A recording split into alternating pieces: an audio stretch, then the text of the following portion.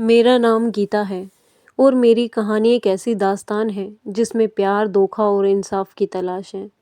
कभी मैंने भी सोचा था कि ज़िंदगी मुझे जो भी दे मैं उसे अपने तरीके से संवार लूँ।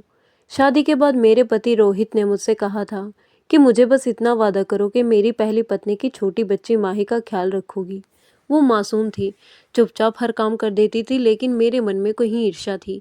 मैं सोचती थी कि क्यों हमेशा उसी का नाम लिया जाता है। धीरे धीरे मेरे दिल में जहर पनपने लगा। मैंने उसके प्यार को अनदेखा किया और उसकी मासूमियत को कमजोरी समझा। कुछ साल बाद मेरे अपने बेटे अशोक का जन्म हुआ। उस दिन से मैं सिर्फ एक माँ नहीं बल्कि एक बदलती औरत बन गई। माँ ही हर दिन चुपचाप मेरे बच्चे की देखभाल करती, लेकिन मैंने कभी धन्यवाद तक नहीं किया। एक दिन मेरी गलती ने सब कुछ बदल दिया। घर में कुछ लोग आए और माही अचानक कहीं चली गई। किसी को नहीं पता वो कहाँ गई, बस इतना सुना कि वो किसी अनजान लोगों के साथ चली गई थी।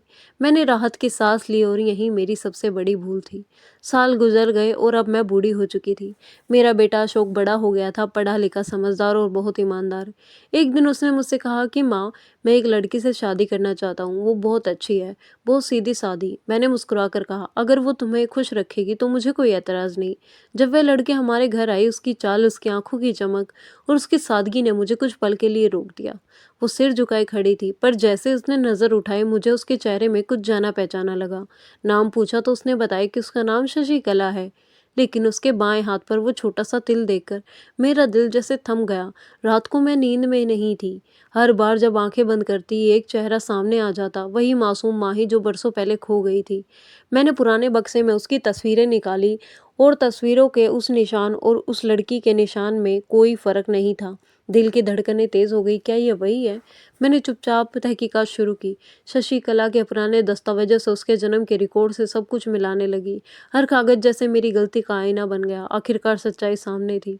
वो वही माही थी जिसने मैंने बरसों पहले खो दिया था। जब मैंने ये बात अपने बेटे को बताई तो वह हैरान रह गया। उसकी आंखों में आंसू थे, आवाज़ काँप रही थी। माँ, अगर ये सच है तो मैं क्या करूँ?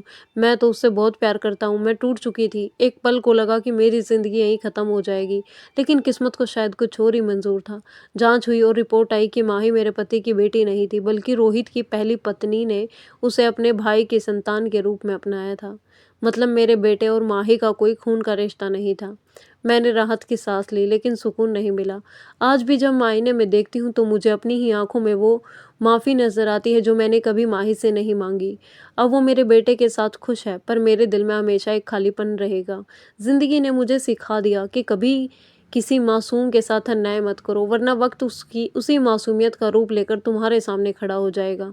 माहो माहौल में एक अजीब सी शांति थी, जैसे सब कुछ थम गया हो। मैंने अपने बेटे को देखा, उसकी आंखों में आंसू थे और माही की आंखों में भी। मैंने सोचा था कि अब क्या होगा, लेकिन फिर सोचा कि शायद यही ज़िंदगी है। अनजाने मोड़, अनकही बातें और कुछ पल जो कभी नहीं भूले। अब माही मेरे बेटे के साथ खुश है और मैं अपनी गलती के बोझ तले दब गई हूँ। लेकिन मैंने सीखा है कि ज़िंदगी में कभी कुछ भी असंभव नहीं है, बस इंतज़ार करना पड़ता है सच्चाई का, इंसाफ का और माफ़ी का। और मैं इंतज़ार करूँगी उस दिन का जब माही मुझे माफ़ कर देगी।